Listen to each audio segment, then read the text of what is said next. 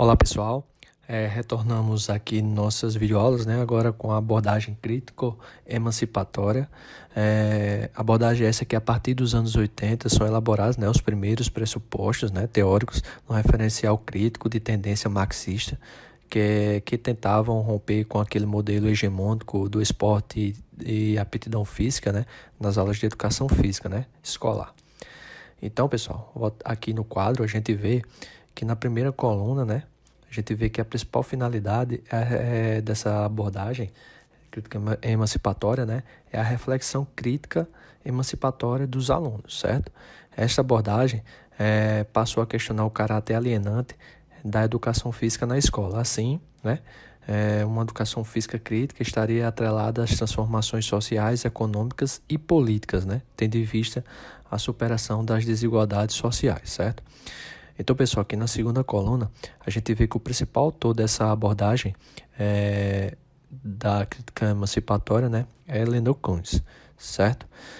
Uma das principais obras, né, que a gente já vê aqui na terceira coluna, né, principais obras publicadas na perspectiva crítica emancipatória, né, vinculada à educação física, é uma da autoria do professor Heleno Kuntz, né, intitulada de Transformação Didática Pedagógica do Esporte, certo?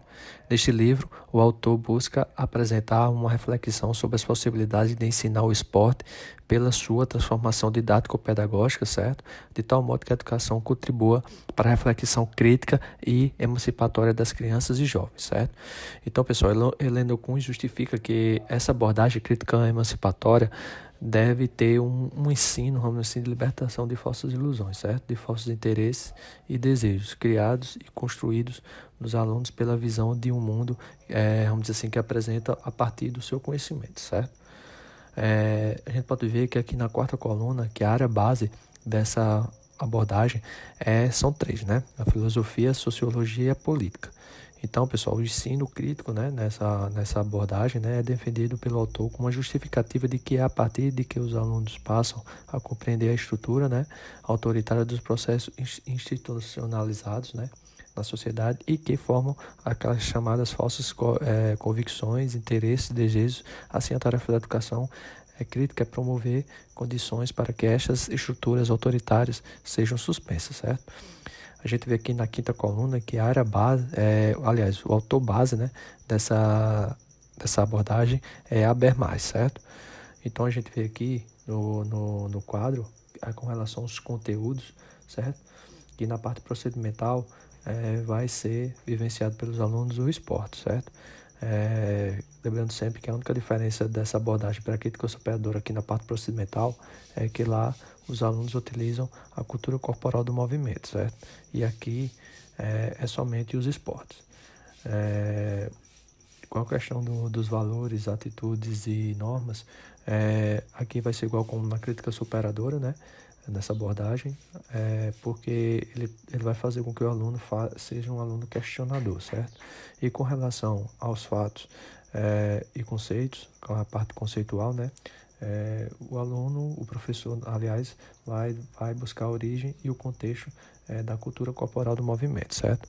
Então, pessoal, nessa abordagem crítica emancipatória, aqui nos conteúdos, o papel do professor, né, confronta no primeiro momento o aluno com a realidade do ensino, o que Kuntz denomina, é chamado de transcendência de limites, certo? Só finalizando aqui, pessoal, com relação a essa abordagem crítico-emancipatória, né? Heleno Kuntz, né, o autor dessa abordagem, ele tece algumas críticas à abordagem crítico-superadora, certo? E apresenta algumas de suas limitações. A primeira delas, ele vai dizer, né, que diz respeito à deficiência das práticas efetivamente testadas na realidade concreta, né, que questionava, criticava e dava a entender que tudo estava errado na educação física e nos esportes, sem, no entanto, fornecer elementos para uma mudança, vamos dizer assim, da prática, certo? Então, Kuntz entende que o coletivo de autores, né, propõe a mesma classificação tradicional do esporte, como, por exemplo, no atletismo, que apresentava a divisão da modalidade em elementos de correr, saltar, arremessar e lançar, certo? Então, a gente vai finalizar aqui nossa videoaula sobre a abordagem crítica emancipatória, certo? E no próximo vídeo, né, próxima aula, a gente vai trazer a abordagem relacionada aos PCN, certo? Então, até mais.